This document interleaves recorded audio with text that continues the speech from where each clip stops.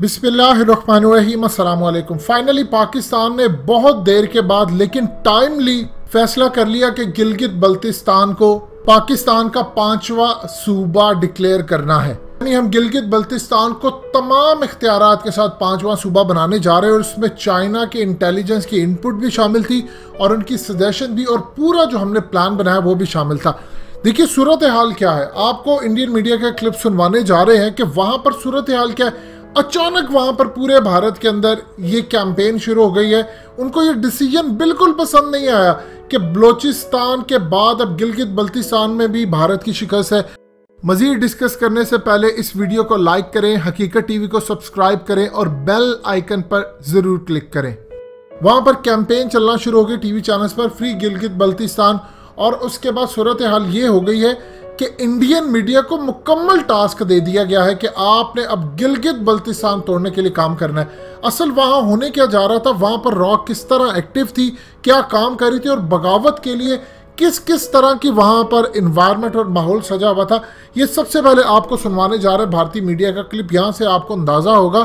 फिर उसके क्लिप के एंड के ऊपर आपको हकीकत टीवी की वो बात भी, तमाम तफसीलात जो हकीकत टीवी ने आपको दी थी कि जो भारत के अंदर स्पीकर पर तो गाने चलाए जा रहे हैं, लेकिन साथ ये भी आपको बताया था, तफसीलात पूरी दी थी कि किस तरह हिंदी के अंदर ऐलानात किए जा रहे हैं कि आप नहीं लड़ सकते, आपके साथ ये होगा, अगर आप मर जाएंगे आपकी बेवाओं को पेंशन नहीं मिलेगी, ये सब कुछ होगा।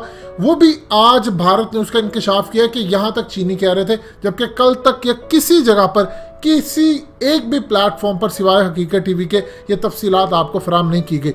ये ज़रा पहले क्लिप सुनिएगा, फिर आपको बताते हैं वहाँ पर कितना बड़ा ग्रैंड मंसूबा था भारत का जो नाकाम हुआ, और ये बहुत ज़्यादा अहम तरीन मामला था कि आप उसको प्रोविंस बनाने जा रहे, वरना चीज़ें हमारे हाथ से निकल जाती। ज़रा सुनिएगा। एलओसी पर चीन नापाक इरादों के साथ खड़ा है तो एलओसी पर पाकिस्तान ने नापाक फायरिंग को बढ़ाना शुरू कर दिया।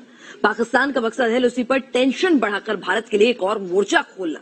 इसी वजह से पाकिस्तान ने साल 2020 में इतने सीज फायर वॉयलेशन किए कि 17 सालों का रिकॉर्ड टूट गया है, और अब पाकिस्तान की नापाक हरकतें नहीं रुकी तो भारत ने ऐसा बारूदी जवाब दिया कि पाकिस्तान और इमरान की फौज दोनों की बुनियाद हिल गई। इमरान की 2 फ्रंट वाली साजिश का पर्दाफाश। पाकिस्तान का एक ही टारगेट है, एलएसी के साथ ही साथ एलओसी पर भी हिंदुस्तान के लिए नया मोर्चा खोला जाए ताकि एलएसी पर चीन के ऊपर बढ़ता प्रेशर कुछ हद तक कम हो सके। बल्कि दूसरे तरीकों से भी इमरान बार बार भारत को उकसा रहे हैं ताकि मोदी सरकार आक्रामक कदम उठाए और एलओसी पर भी टेंशन हाई हो जाए। इमरान का ऑपरेशन गिलगित बाल्टिस्तान। इमरान खान ने गिलगित बाल्टिस्तान को पाकिस्तान का 5वां प्रांत बनाने के लिए निर्देश जारी कर दिए हैं। पाकिस्तान को पता है कि अगर ऐसी कोशिश की गई तो भारत उसका विरोध करेगा। अगर पाकिस्तान ने गिलगित बाल्टिस्तान में फौज की तादाद बढ़ाई तो भारत भी दोगुनी ताकत के साथ अपना जवाब देगा। ये भी जंग भड़काने का एक और ऐसा हथियार है जिसे इमरान ने अपने तरकश में रखा है। लेकिन इमरान को ये नहीं पता कि नया प्रांत तो दूर की बात है, पाकिस्तान के 4 प्रांतों में पहले से बगावत की चिंगारी भड़क रही है। और तो और गिलगित बाल्टिस्तान और पीओके में इमरान हाय हाय के नारे लग रहे हैं।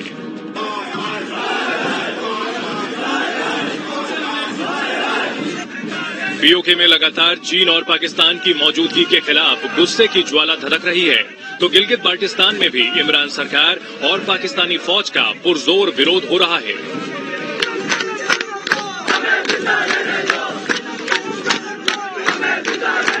इसी हफ्ते पाकिस्तान को 2 तमाचे पड़ चुके हैं।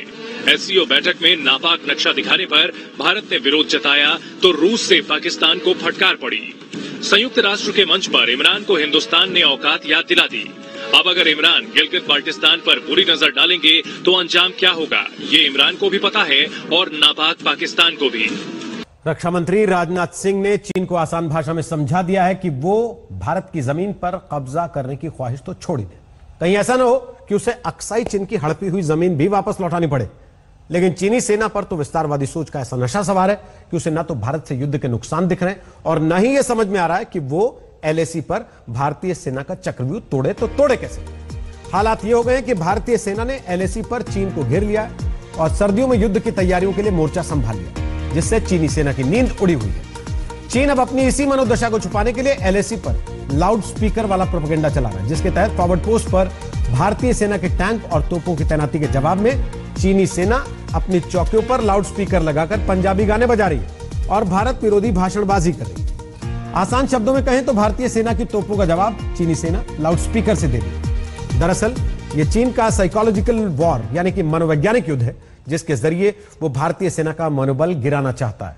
लेकिन कहीं ऐसा ना हो कि भारत उसे करारा जवाब दे दे और उसे इन्हीं लाउडस्पीकर्स पर ट्रेजेडी फिल्मों के गाने सुनने पड़े।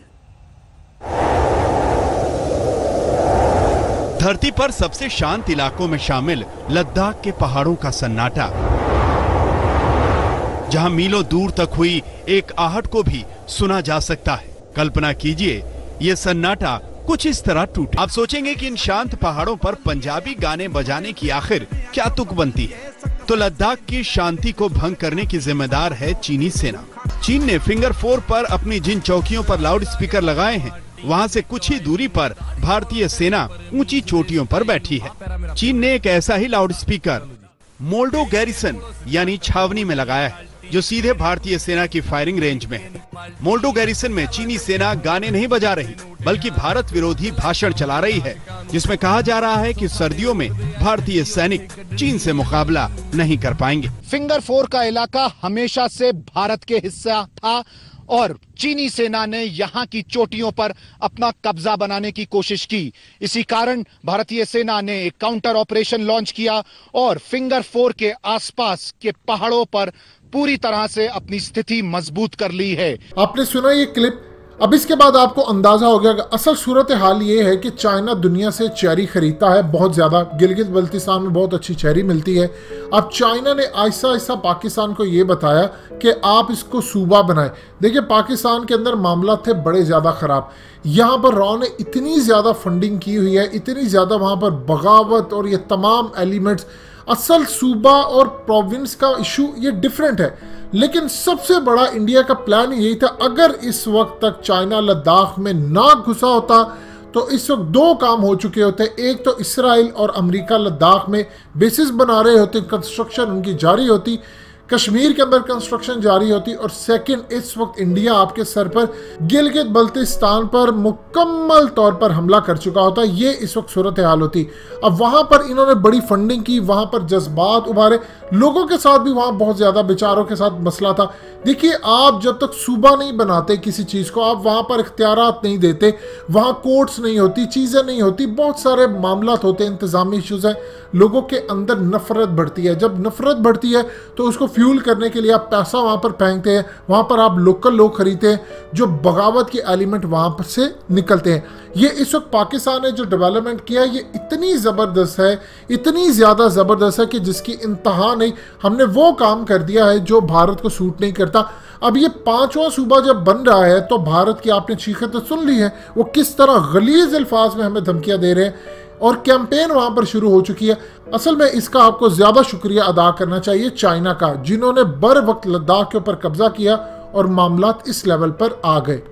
दोस्तों, हकीकत टीवी को सब्सक्राइब करना मत भूलिए, वीडियो को लाइक करें, शेयर करें और कमेंट सेक्शन में अपनी राय का इजहार जरूर करें।